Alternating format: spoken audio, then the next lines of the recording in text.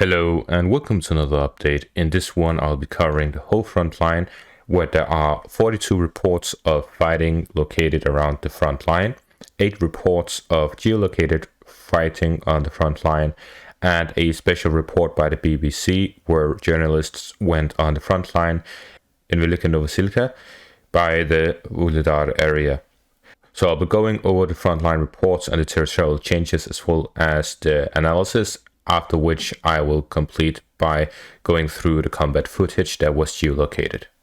So starting out in the southern front, we see that the Russian forces are attacking in the direction of Velika Novosilka as well as Vuhledar, in the direction of Makiivka as well as Pobieda, and in Marinka there has been a significant advance by the Russian forces as they have managed to capture a significant portion of the northern part of Marinka, where after the capture of the warehouse they have entrenched themselves there to the north, which allowed them to have a flank, which allowed the Russian forces to advance in the central part of the northern area, allowing them to advance through these areas.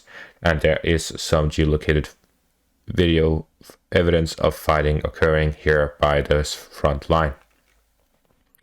Then we move on to the Pervomaiske area, where here the Russian forces are attacking in the direction of Nevelske, as well as Pervomaiske in the center, as well as in the north, and in the direction of Tonenke, as well as Severne, and in the direction of Avdiivka from Upytne, to the east in the direction of Kamyanka, and to the north in the direction of Stepove, as well as Novokalinove and Keramik.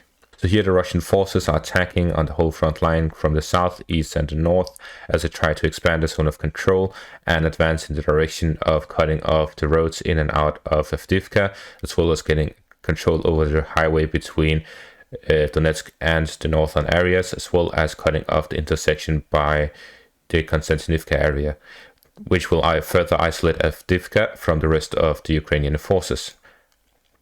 Which is why we see the fighting here in Keramik and Novokalinove rather than further westwards. Then we move on to the Bakhmut front, where here the fighting occurs by Predeshina as well as Tupushki, here to the west of the canal, as well as in the direction of Ivanivske, and to the southeast of Ivanivske in the direction of the highway between Bakhmut and Konstantinivka.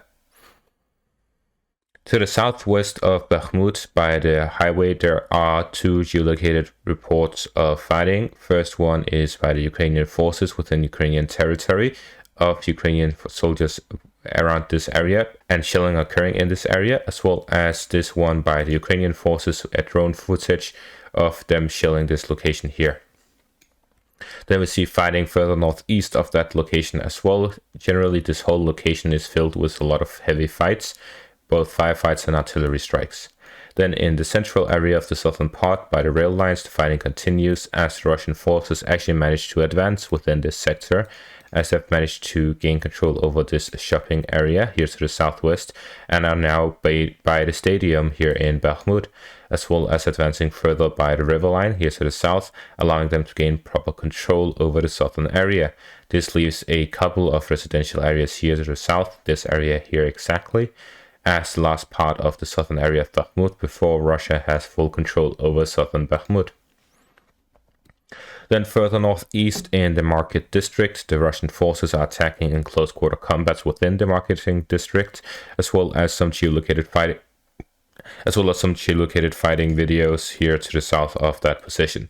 There's also some geolocated evidence of Russian shelling here in the center by the other stadium in the city of Bakhmut, here to the northeastern central district and next to the educational complex. As for the AZOM steel plant, here fighting continues as the Russian forces are trying to push the Ukrainians out of it, and they are advancing within it, which is why Syriac Maps has expanded his gray zone here in this area, which indicates that the Ukrainians are being pushed out, and it is only a matter of time until the Wagnerians have full control over the AZOM steel plant. Combined with their advances here in the east, allows the Russian forces to flank the Ukrainian positions and attack them from behind. Then to the northwest of the city, we see here fighting in the direction of the government office. Here to the south, here to the northwest of it, the Russian forces have managed to advance by the river line, which allows them to advance with artillery fire with a lot of cover fire from across the river line, as well as advance in the direction of Romove here to the south and attack the Bakhmut area from the northwestern direction. Then we also see fighting by Romove as well as Makiivka, south of Orihove-Vasilivka, between the village and Orihorivka, as well as within Orihove-Vasilivka in the direction of the E40 highway and by Selesnyansk. So generally, as always, fighting on the whole front line, a lot of artillery strikes and a lot of firefights. Then by the Siversk front, the Russian forces are attacking by Spirne, northwest of Berestove, in the direction of Vyemka, and by Bilorivka. The fighting by Verkhnokyansk has been recorded, and that is some further combat footage on today's update. As for the Kreminna front, fighting continues here to the southwest of Kreminna in the Serebryansky forest, as well as to the west in the direction of Sarishne and Turske, northwest of Kreminna in the direction of Yampolivka, west of Chernobyivka, which is some geolocated footage of some Ukrainian artillery hitting Russian armored vehicles, southwest of Loshenka in the direction of Nevsky, and northwest of Loshenka in the direction of Makiivka. And finally, we have some reports of fighting here by Makiivka, which is to the northeast of the Kupiansk area. And that is all for the frontline update. Then we move on to the combat footage, where we'll be starting out by Velika Novosilka and the BBC special report. So I've picked out a couple of places within this report. You can see the whole thing. The link is in my map and on my Telegram. So essentially this is the road between Velika Novosilka and the northern area. So it is this road here. And the Russian forces are constantly shelling this road. As we can see here, there are craters throughout the road. And then we see here that they're driving at a high speed. And the BBC reporter reports that they have to go very fast because they have to avoid artillery fire. And we can hear some gunfire. Infantryman Dima, he's only 22 years old, is escorting us forward. The trenches we're heading to are about a kilometre ahead. And Dima has just told me the village over here is half held by the... And as soon as he stands up, another artillery shell comes. And we also hear some firefights here. So there's constantly fighting, there's constantly shelling. They're in these dugout trenches that are just makeshift trenches. Like, these are horrible quality. These are just holes in the ground. But they still do the job, as they prevent any fragments from actually hitting them. Then we move on to the Makiivka area. So here in the Makiivka video, we can see that there are some soldiers moving into this building. And then later on, there's a lot of shelling that actually happens into that building. We don't get to see exactly how much damage that is caused. But essentially, these are soldiers advancing, and then they're getting shelled, and they try to take cover in these destroyed buildings. And we can see that the shells actually hit through the hole in the roof.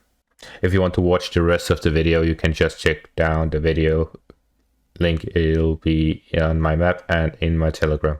We then move on to the next piece of footage here by southwestern Bakhmut. We then here see some Ukrainian soldiers driving through southwestern Bakhmut. If we look closely, and that is in a sarcastic way because the destruction is so obvious and it is to an extreme degree. Some buildings are just utterly destroyed while some are mostly untouched. So it seems to be a lot of precision artillery fire where Ukrainian positions have been and the Russian artillery has been shooting at these positions. We can also see the second video on the 24th of March, I am assuming, as this should be recent footage. And what he says is essentially, I would get demonetized for a whole different reason than sending combat footage on this video. So let's just have it me speaking over it, and it's essentially the same, a lot of destruction around the city.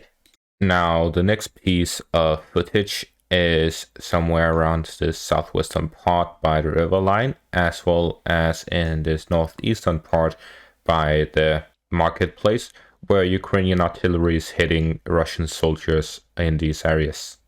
So we can see from this footage that Ukrainian drones are locating Russian soldiers in this part of the front line, and then later on there are some artillery shells that hit these positions.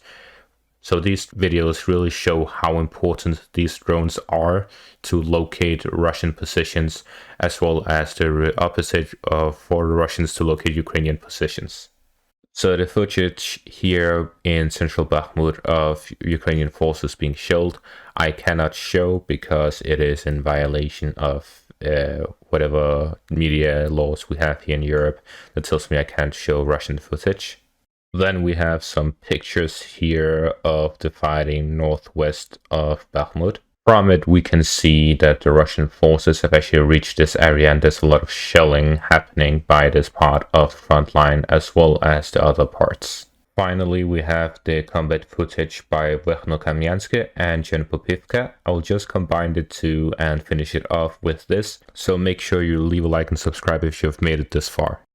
So first off, we have this video which was released by Deep State and geolocated by them as well.